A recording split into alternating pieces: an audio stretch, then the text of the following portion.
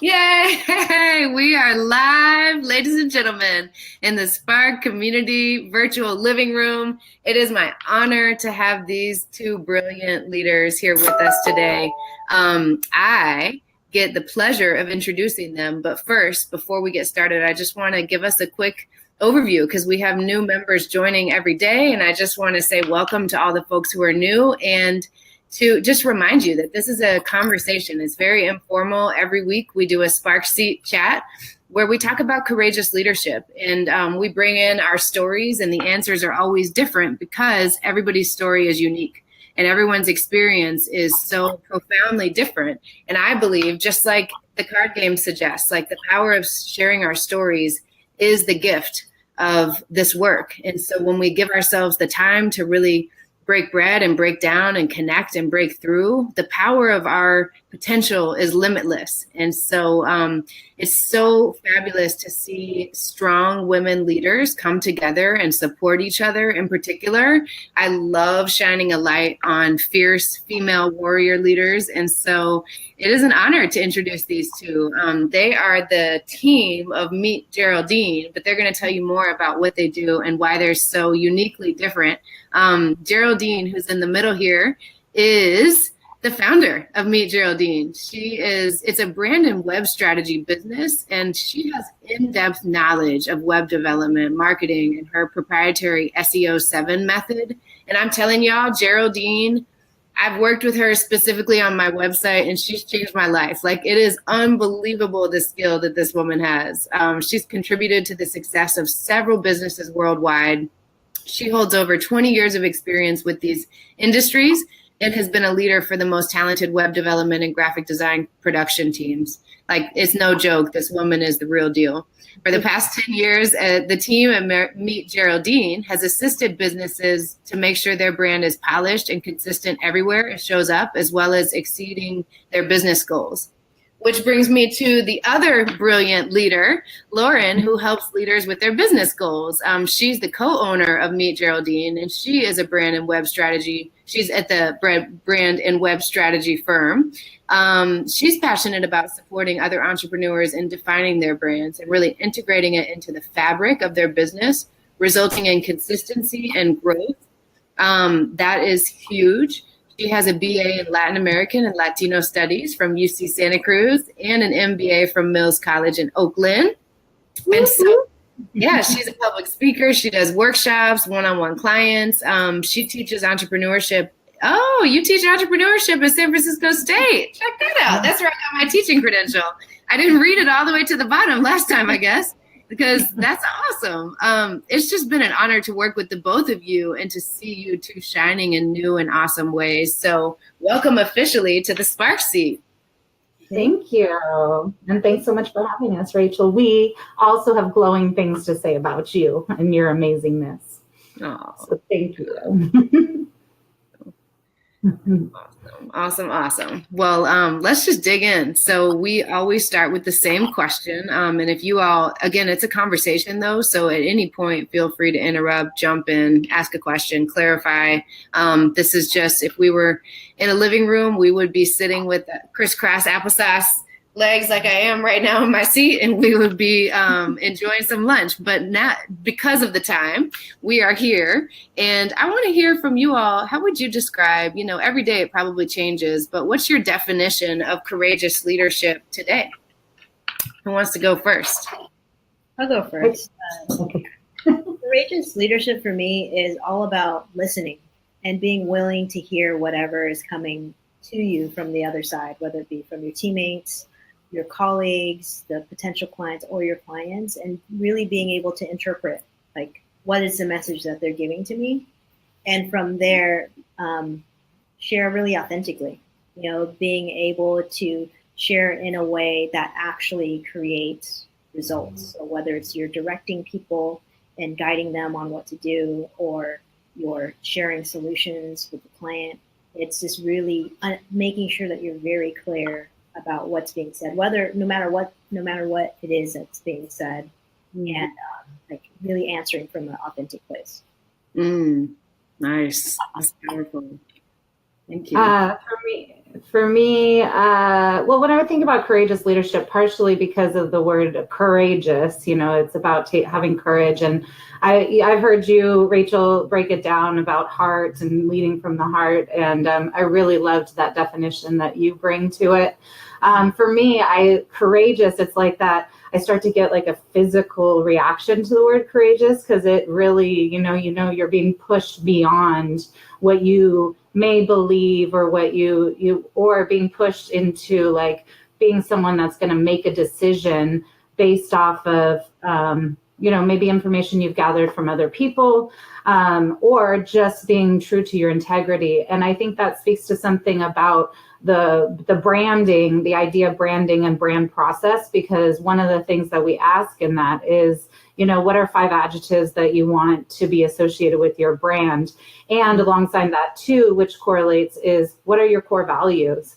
And when someone's really sure about what their core values and why they're in that position, whether it be their own personal core values, or the core values of the organization for which they're leading, I think having the courage to really always stick to those and understand that is your compass, so to speak.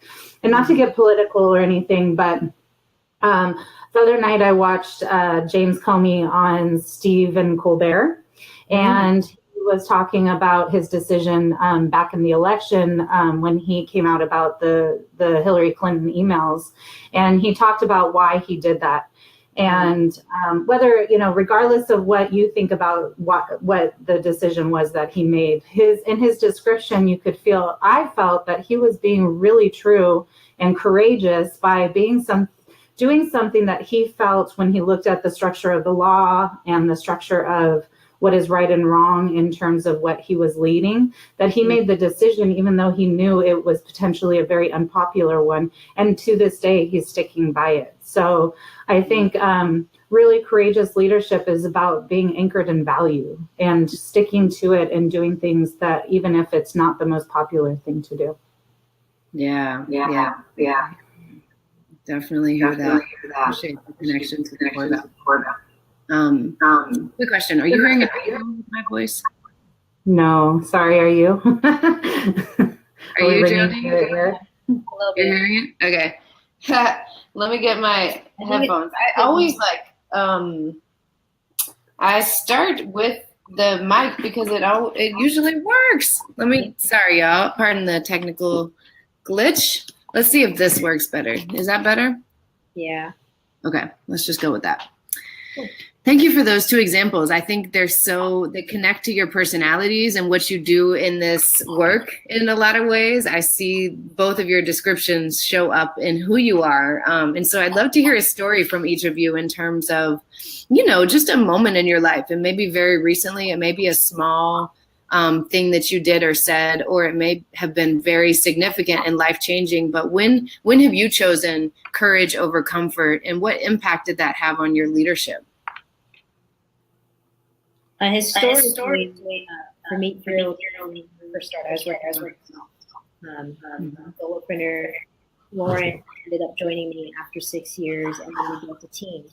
Mm-hmm. And the time of us having a team was very formative for me and who I was becoming as a leader, because I'd never worked with a team before. I'd managed a team kind of peripherally, saying task-oriented things, but not really in a collaborative way.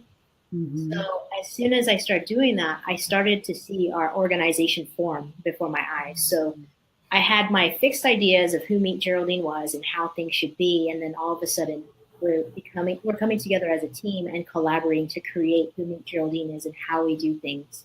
Mm-hmm. And I found myself really really frustrated, because some of the things that were being said, it was uncomfortable for me to even in that MeetGeraldine can operate a different way than I know for it to operate. In terms of the process, how people communicate, and all these things. And it all took a lot of time to put all these processes and these team building things together. Mm-hmm. And I really had to work through all of those different emotions that were coming for me that were very confronting, and really learn how to listen. So it's kind of leading back to what I was saying earlier. learning how to listen to all of the different ideas that were being shared and begin to really understand like how I fit into all of it and how I can contribute to anything that's being solidified. Because, and that was very uncomfortable for me because it was different. I didn't really know like how to communicate in a way that's really effective and how to listen in a way where I can actually hear everyone. But the end result of that was that I was in a team. I was like, oh, okay, this is what being in a team is like. This is what it's like to be able to rely upon each other and support each other. And the end result of all this year long of processes that we created for our company moving forward, I got to see how smooth and efficient and how connected we were all together. And I got to see that if we hadn't done all that, if I never felt uncomfortable, if I totally rejected that process, then our company probably wouldn't be operating as efficiently and as closely as it is now. That's powerful because you have to relinquish control. You have to relinquish a lot of, attachment to the way things were and all of what you just described. And you have to be so committed to the vision that it's what you got to do. You have to be willing to adapt. And so I appreciate those examples. Yeah. Thank you for sharing. Yeah, it was like I had to make a choice. Do I want to like commit to my ego, or do I want, like you said, commit to the long-term vision of the company and what it is looking to achieve? Yes. And I think it was a little added for Geraldine too, because the company has her name on it. So it also was like almost telling her, changing her. Really, it did probably have a very intense impact on her, and she's done a great job. I commend you for that, Geraldine. We've both grown a lot being partners. And I think are you complete? Yes. Okay. So with my, on my side, I guess going back to the core values subject, within our company, one of our core values is we value diversity, and and everybody wins, and we value collaboration. And so those are three of our values. And because of that, Geraldine and I have been very intentional when we're bringing in people into our company. There have been times where we start to see the teammates that we've brought on kind of sway a little towards the very white, like lots of white people. And that makes us both feel uncomfortable because of the diversity and our value. And but on the flip side, having a diverse team it creates a lot of conversations, and things come up in a way that's different than when you're leading in a team that everybody looks the same or everybody comes from similar backgrounds. And so as a result, I think, I guess a time that we invited, I'm pretty much, I'm a cis white woman, and we have a white transgender male on our team, an African-American man. Geraldine and I were pretty much the team, and then a Latino guy. We all were pretty much the ones that were working together on a regular basis. And as a result, life happens. And so we always start our day in with a check-in, and where everybody gets to explain, how they're feeling. If you're in a bad mood and you don't want to be talked to for the day, nobody take it personally. That's just what's going on, etc. And so that opened up a lot of conversations.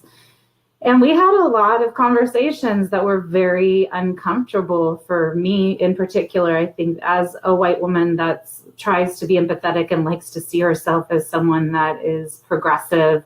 And,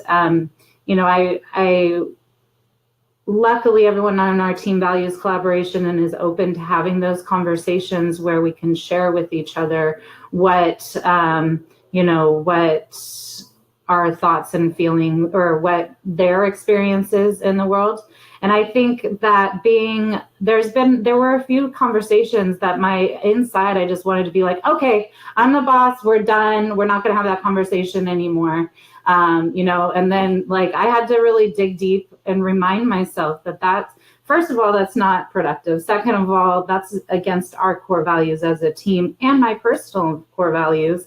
And to grow, you have to be uncomfortable and have those conversations. And as a result, I feel like I do have a lot more of a view and can, at least on my part, be part of a messenger on, in my community for people who don't have the privilege of being around so many people with the diversity and the diverseness of life experiences around them.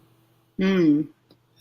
Yeah, that's real. Thank you for sharing that example. I think, I just appreciate your vulnerability in sharing that, because I know it is, what you're describing is this intersection of race, your racial identity, gender identity. You have a position of authority. You have these stacked up privileges, and then, the opportunity to with authority comes power, and with power comes decision making, and so you made a choice to rather than do what was comfortable and say, I need to shut this conversation down because it's uncomfortable, which I'm sure people have been there in some way, shape, or form, whether it's just I've never been in this position before. I've never navigated these waters. And so I would rather leave because my brain is telling me this is unsafe, No, it's like abort, run. To stay in it and to be honest about what came up for you. It does take courage. So thank you for that. Yeah. And it improves the leadership too, because you have more empathy. Mm-hmm. So you're able to navigate groups and know that everybody has their own story, Absolutely. And the stories are the vehicle. I always say what my mentor first told me was, you're the expert of your experience. No one can take that from you. If you've had an experience, nobody can deny that of you. And I think we have a responsibility as teammates to really listen, like Geraldine said, to really listen and to understand, what is it about this information that is not sitting well with me? At the end of the day, there are always trade-offs. So where am I willing to compromise and give and pay attention and stay in it? Because listening is the power tool of leadership. So I appreciate you both for lifting those two things up for sure. Any connections you want to add to either of those points, Geraldine? I think it's all about, what are you committed to?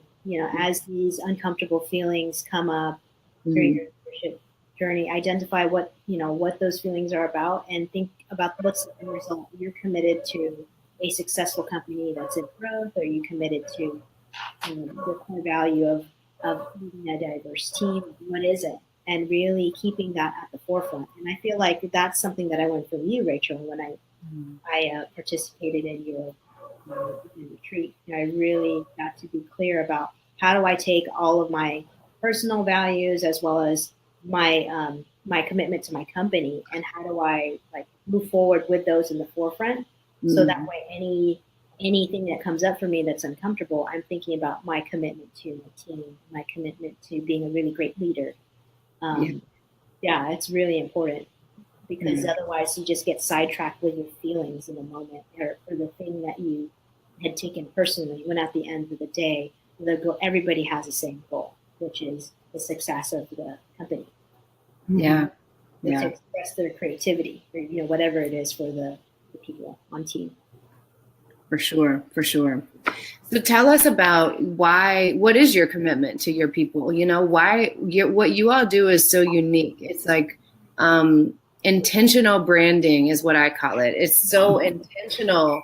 Everything is intentional. And that's why we jive so well. Because I was yes, this is what I need. I don't want a quick fix. I don't want someone to be just follow this blueprint and everything will be fine. That didn't work for me. I knew that my business was my heart. And I knew that it was going to be some inside out reflection to get clear about what the essence of the brand really was. So tell us about your approach and how and why it evolved, and why the two of you leading as co-leaders and being in that unique opportunity of holding these two sides of the coin, why that makes the secret sauce of Meet Geraldine. Mm-hmm. I think our secret sauce is that we have both a business strategy and creative perspective. And those two things merge together. Usually you find those things separately. You might go to a business coach or business generalist, or you might go to a web developer. the graphic designer, and they kind of have those lanes that they stay in. But since we're such a cross-collaborative team, we really think about both of those. And what I'm personally committed to, and I think I can speak for everyone too, is like really providing an experience for the client to save time in the long run. Also, efficiency, so that they can actually just speak and flesh out their ideas while we're contributing with our expertise and kind of doing it that way, the very collaborative approach. And also too, like really providing high quality deliverables, whether it be their brand report or their story or their website, whatever it is we're doing for them. So that way they can feel really comfortable that they got the best that they can get.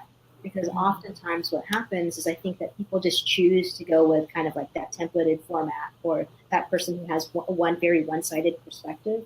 And they fall short because their business goals weren't kept in mind.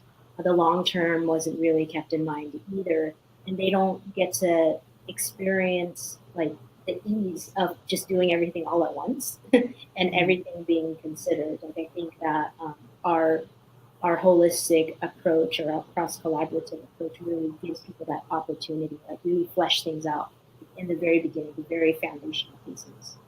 Nice. Yeah. We have, I think I agree with what Geraldine's saying. And also we have a commitment to being on that journey with you. I think it's really important to us that when, it's hard for us to write proposals for people because they sound very kind of general, and people frequently will be like, well, but what am I going to get? And like, the truth is that we don't know, because you're an individual. And as we go, we can guarantee that you're going to feel more confident in your business, and that you're going to have something that's going to be able to help you guide and act as your anchor as you're going through the process of growing your business. But the results, I mean, they may come out in a brand report, but whatever comes from that is so unique to you and where your heart is and where your journey is. And I just think that Geraldine and I both have a hard time. Like, we will never be those people that just do one-off services, because we just don't have the ability to unplug from those that we have invested time and energy and support and I don't even know if it's called investment, because it just becomes so natural. Like with you, Rachel, we've just kind of become like external business partners with you, and so I guess that's the commitment, is really to the journey and making, supporting you in that journey, our clients and each other. Geraldine and I support each other a lot in this journey called entrepreneurship. So it's really awesome. For sure. No, that's so spot on. You all really humanize something that can be so inhumane, especially when you start talking about, I don't know, like I started entrepreneurship with an unconventional route because it started with a product for me. Usually people don't go right into kind of the most gnarly, confusing type of thing. And I'm like, yeah, I'm going to create a card game, and that's going to happen. Like, we're going to make it happen.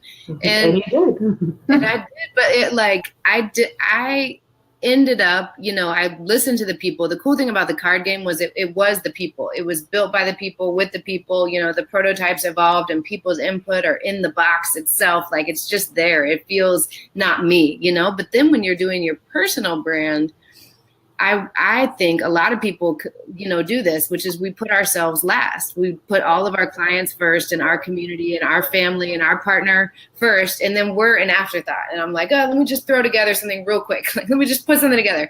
And I love how, Geraldine, you both kind of called me out on it. Like, you're like, all right, well, we're in this for the long haul with you, like here's why consistency matters. Here's why the color scheme matters. Other people like tried to tell me what I needed to do, or there was just like a lot of people who have a lot of opinions, but you made it very human, kind of personal. And while I worked with you, I felt a commitment that you had to my brand too, so it's really special what you do. It really is. Thanks. That's awesome feedback. Yeah, it's like Rachel, I know you want to do that. Right. I felt like you were my Instagram police for a minute. You were like, well, don't post yet. Don't do it. Use the new brand. And it's just like, it's helped me retrain my brain because I do. Like, I'll help other people do that. But when it came to my own stuff, that first year, 2017 was just me taking action. Like, and I think there is a balance, right? Like the first year of entrepreneurship, anybody who's in this group who is an entrepreneur, and there are some folks in here who are just starting out and they're like, well, I don't have all that resource or all that time, or I don't even have clarity yet, you know? So the bias toward action got me to the place where I was ready to work with you all. Like I had worked through all these like layers of recovering from being a perfectionist and like all the things that took over before I could even take the action, right? So the action was a big deal. But then once I realized, oh, dang, this isn't just a passion project. I'm about to go all in. And once I quit my job and I realized this is something I'm committing to, that's when it became really clear. So I thank you both for helping me through that particular journey. That was really a time that I'll always remember. Thanks for sharing that. That's awesome. For sure. So tell us about your, either like as co-leaders, what your learning edge is. I call it a learning edge because this is like the we're turning a corner and getting to the final, we're putting our seatbelts back on and we're ending this in the next 10, 15 minutes. But I'd love to hear from you all around what are you wanting to learn more of, or where are you finding yourself most intrigued to develop around, or what are some ways that you're trying to push yourselves either in a co-leadership space or as individual leaders to show up with more courage in any way, shape, or form? Well, I personally am always very drawn to self-improvement and development. So I'm always looking for new books to read or new classes to attend. I'm like always on that self-mastery tip. So I think for me, I'm moving into a space. We do public speaking. We're on different radio shows, and we're starting a new YouTube show. So we are like in the spotlight in that sense. But I really want to refine my presentation skills. So, or how to read the crowd as I'm presenting and how to feed off of that energy. Years ago, like over 20 years ago, I was a performer. I used to be a rap artist. So I would, with music, it's very like you just follow the beat and you like vibe that way. It's very easy to get a call and response. But for me, in presentations, I think I present very well. But in terms of reading the crowd, it's not really there. Like, I kind of get nervous. So that's an area I really want to look more into and refine. And also to taking those same presentations in that format and also converting it to things that we can do online. So webinars is something that we're going to start implementing in our business. So that way people across the nation or all over the world can participate in and learn about what we do. So I'm the first person out of both of us who's going to do it. Like that's going to be my focal point, and then Lily will join later. So I'm like figuring out both of those things: the presentation skills, how to vibe off of the read the crowd, both on a live and also online platform, and just how all of that technology works. Because I feel like I'm very technology savvy, but I haven't explored that in any way, shape, or form. Nice. Yes, for this year. Right on. That's awesome. Thanks for sharing. For me, as Geraldine said, we're going to be both working on public speaking. I really want to develop my career as a speaker and to be able to travel and teach and spread the knowledge that we've learned from working, not just through our journeys, but through working with so many different entrepreneurs. And especially for those that don't have other entrepreneurs in their world, you can get really hard on yourself or think that you're failing, and you realize that there's failures. All of us have had failures, or, if you want to be PC challenges or things that we've overcome, whatever way you want to say it. So, that's something, but the kind of byproduct, and I think that's not so much the learning edge for me as the learning edge in that is loving myself and stepping into my own power there. Because when you talk about being vulnerable, when you're standing in front of a crowd and you're saying you know what you're talking about, and you're spreading information that people are going to take and do whatever it is that they're going to take with it.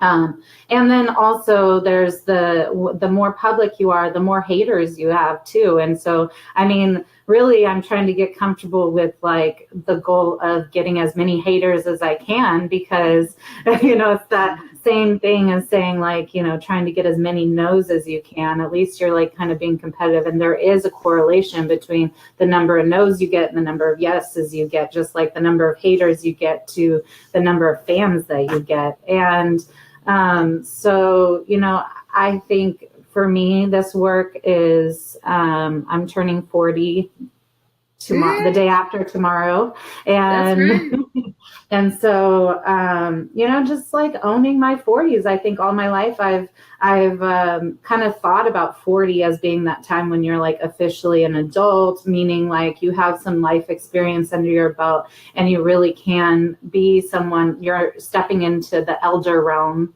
maybe not elder, but like mentor for sure.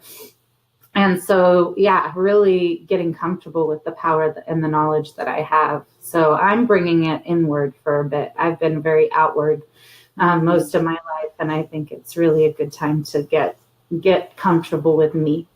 I think it's really cool that you said your leading edge is loving yourself. I think if I had to label my leading edge, it would be like, I've always had this story growing up. Like I grew up as a really shy child, and then kind of had to transition into being really social. And my thing about like not really, I guess the lack of confidence is like, I don't know what to say. Like that's the story.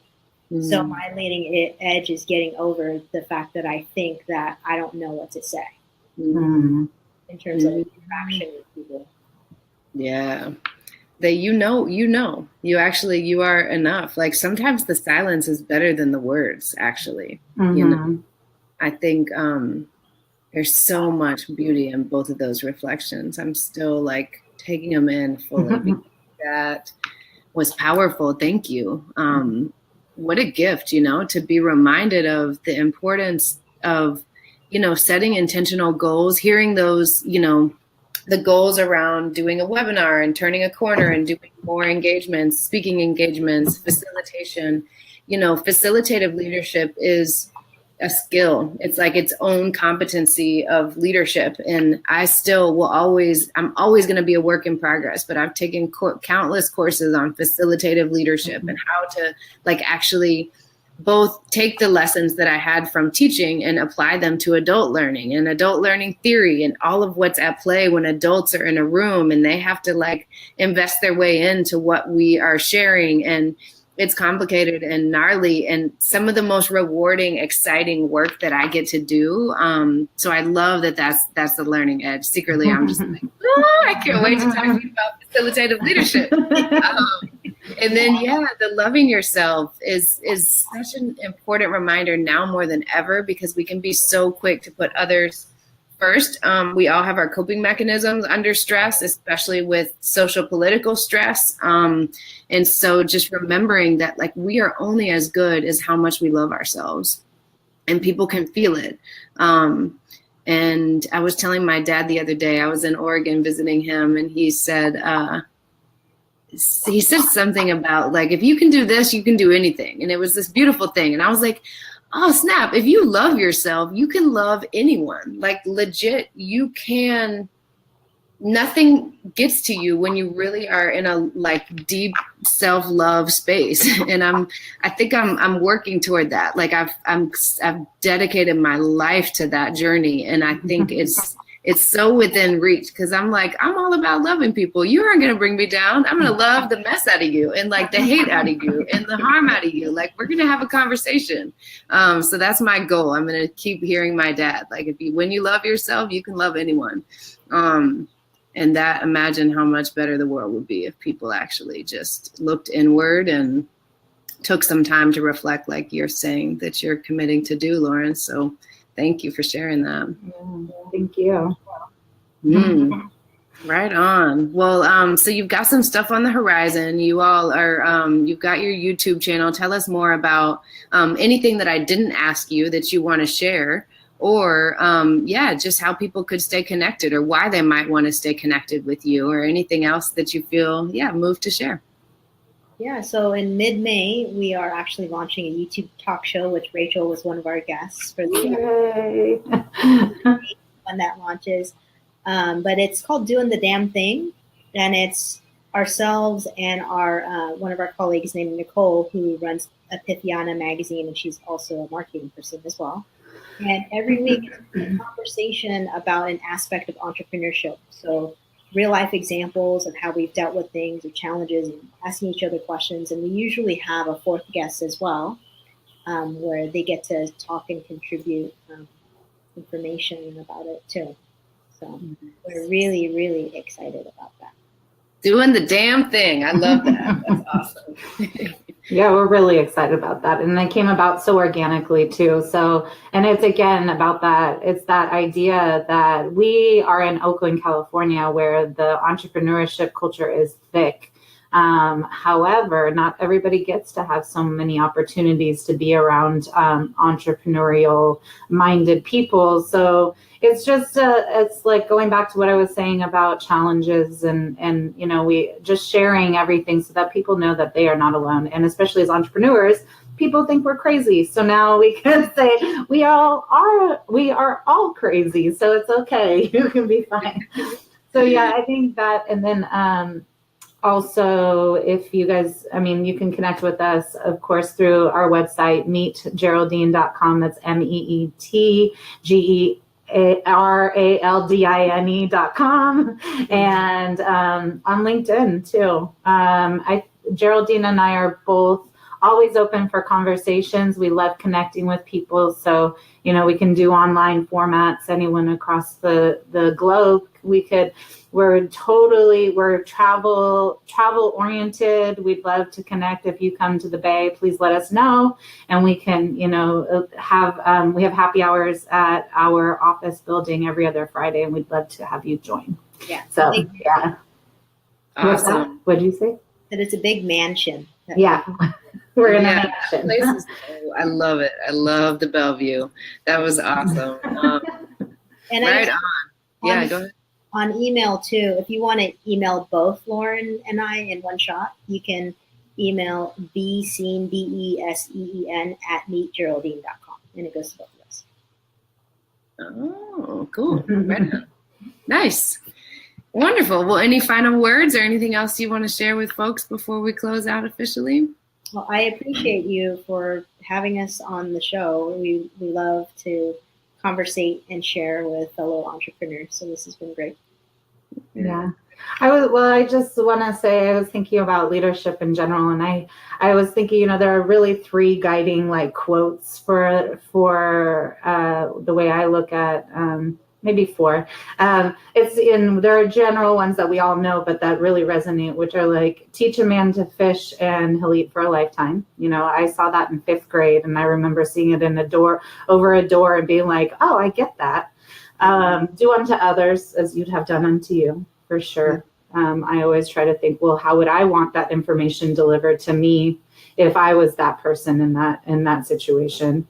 You know, people will work harder for praises than raises. So respect is like utmost and always. I'm forgetting the 4th one, so I'll stay with that. But those are 3 that are really, like, to me, are really important and guide.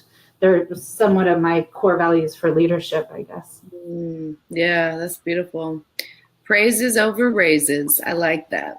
Or both. Let's give everybody a raise and keep telling them people will work harder for praises than raises. So not necessarily praises over raises, but just realizing that, you know, and we've had times in our company where we haven't been able to pay maybe going rate, but we made all of the effort to, one, make sure we were supportive, that we gave value in other ways, and that the people were like feeling loved and held, you know, because we do still respect everything that anyone does with us. So that's right. I see. People will work. That's actually a statistic. That's a quote.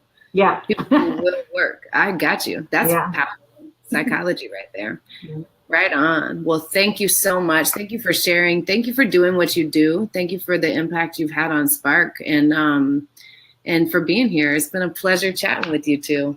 I know we talk all the time, but it's great to bring you into our virtual living room and have you here with us. It's so fun. Thank you so much for having us. We were very honored that we were invited. Thank you. All right. Much love to both of you. All right. Have